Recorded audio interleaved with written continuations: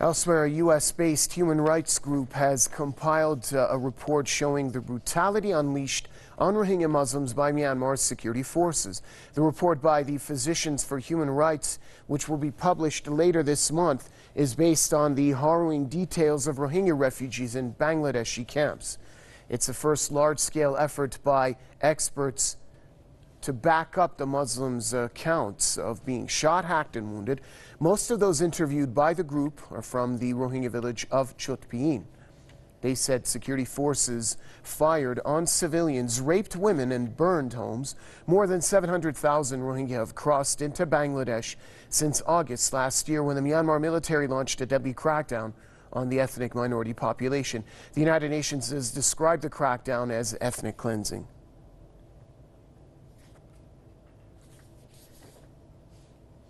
Well, spokesperson of the Muslim Public Affairs Committee UK, Mr. Imran Shah, joins us from the British capital, London. Sir, welcome to the program.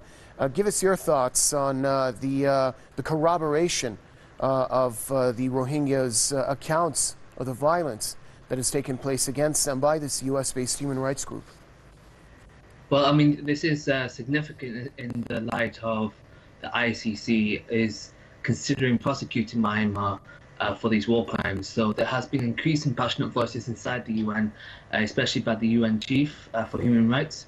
And this is essentially an effort to try and force the ICC to see that there is actual evidence they need to consider in regards to international law.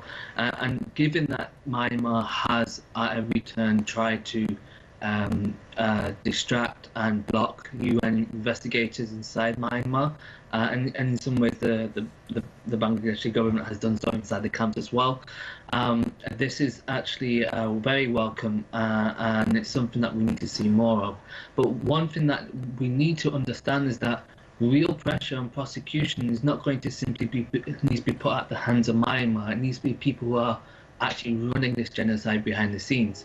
See, the people who are actually causing this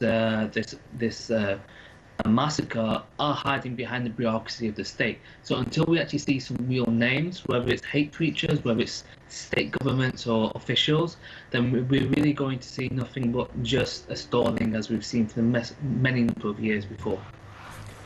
Well, the United Nations has described what's taking place against the Rohingya as a crackdown on various occasions. Also, various human rights groups have backed that claim. But the question is, when will all this to real action? So far, they've been nothing but mere platitudes. That's very true, and the problem has been essentially a lack of international will. Coming on your program many times, I've made that very clear. And what we needed is actual human rights organisations taking the lead. And that's what we've seen. That's been happening inside the UN and outside the UN. This report is one example only, and because of that effort from the general sort of global citizenry, we are seeing that the gears of motion are starting to slowly turn.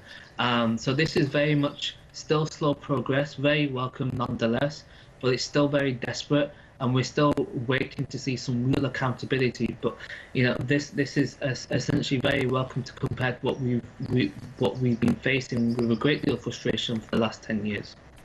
Thank you very much, Mr. Imran Shah, joining us from the British capital, London.